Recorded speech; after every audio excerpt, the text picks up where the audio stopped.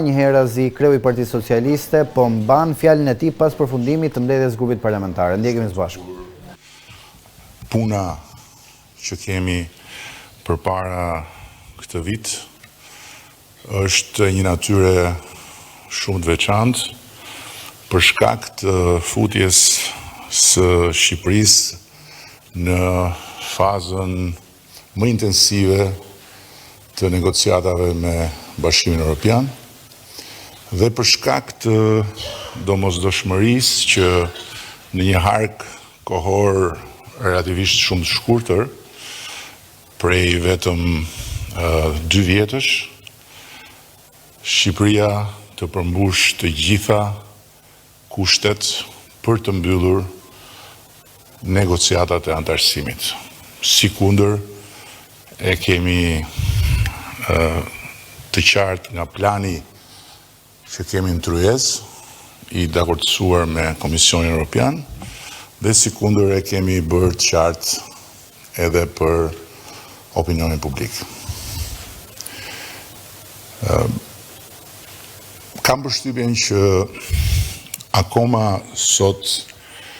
edhe brenda nesh, brenda grupit parlamentar dhe lëre më pastaj brenda partisë, e lëre pastaj në opinionin publik, nuk ka një kuptim të qartë për çfarë do të thotë në pikpamje të sfidës dhe të barrës së detyrimeve,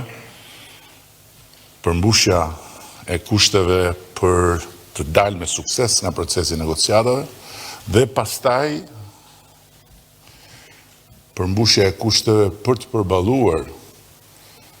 përfshirjen në një realitet tërësisht të ri, siç është realiteti i një tregu prej 450 milion njerëzish, ku Shqipëria e integruar do të jetë një pikë uji në oqean. Dhe ku sfida për të gjithë sektorin prodhues dhe po ashtu për institucionet do të jetë e shumëfisht. Sa për të dhënë një shembull, ne në momentin që flasim, përmes skuadrës së negociatave, jemi duke negociuar periudat e ndërmjetme pas momentit të antarësimit,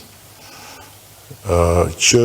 t'i japim mundësi vendit që të jetë i gatshëm të përmbush të gjitha kriteret e të qenit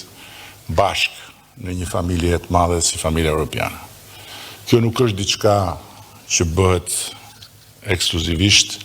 për ne, kjo është diçka që është pjesë e mekanizmit të antarësimit, është diçka që e kanë bërë edhe vende përpara nesh. Fjala vjen, Kroacia ka negociuar dhe ka arritur të marrë 10 vjet fazë të ndërmjetme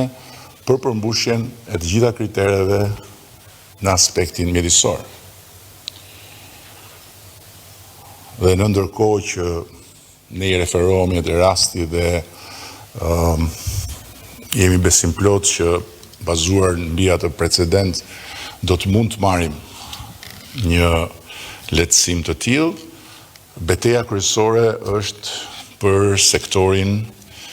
e prodhimit ushqimor. Për